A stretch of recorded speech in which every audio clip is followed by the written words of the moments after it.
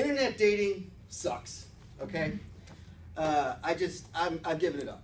I go on dating websites and I'll look at a lady's profile that I'm interested in, and she'll have on her profile that she only wants to date guys that are, she should be 5 foot tall or 5'1", but it'll be right in her profile. I only date guys 6 foot and above.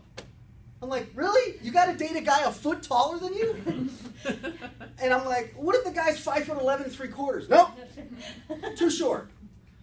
And it drives me crazy, you know. And I would never put in my dating profile that I only date girls under 300 pounds.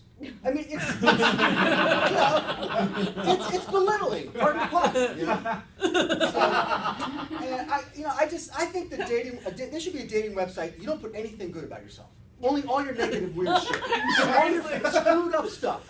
Everything bad about yourself. And you can tie your dating profile to Yelp so that you're rated as a dater. So you've got to be legitimate, you know? And I'll put all my weird stuff on there. Sometimes I snore like a rhinoceros, you know? And I'm very anal about time. Like, I got to be in movies 45 minutes before it starts. 45 minutes. It drives me crazy if I'm not. Because I want to get the best seat that I want to be at, you know? And, you know, I love football, you know? I love college football. I love pros.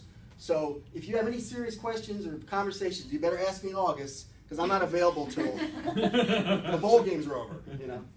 But a little bit about me, I actually feel like my life now is like I'm living like a kid. Like I really have a kid's energy. Because when I was a kid, I had a tough life. I mean, I lived in Philadelphia, and when I was 10 years old, I actually I went to a place called Stanton Child Care Center. It was like an orphanage. And I remember the first day I was there, it was like I was really upset about what happened to my family. And this lady was giving us breakfast, and she said, you got to eat everything on the table and this grapefruit juice. And I smelled the grapefruit juice. I'm like, I can't drink this. I'll throw up. She goes, no, you got to drink it. You know, eat everything, drink the grapefruit juice.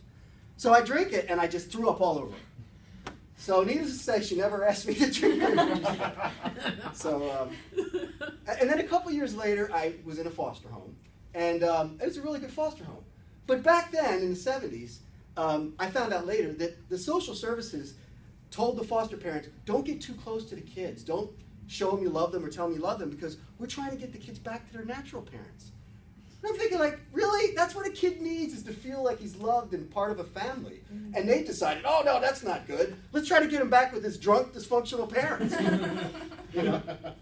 When I was 15 years old, I had a social worker, and because they come once a month. And I remember her name. She was Mrs. Reithmiller. Just beautiful woman, gorgeous.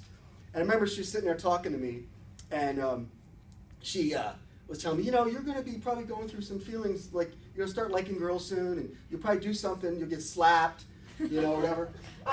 And she told me this, and all I could remember is I was looking at her, and I was like, oh my God, I could just imagine her like running on the beach in a bikini in slow motion, you know? I was like, I hope she can't read my mind, she'll slap me silly right now.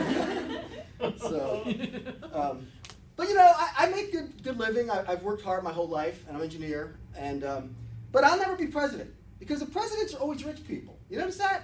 They all have rich friends and rich super PACs. It drives me crazy. And like I heard that some of these candidates are going to spend like $1 billion to become president. I'm like, really, $1 billion? Why can't you use that money to help cure cancer or something? You know? I think there should be like an NFL salary cap. Like you could spend $200,000, that's it, you know? Then maybe I could run for president.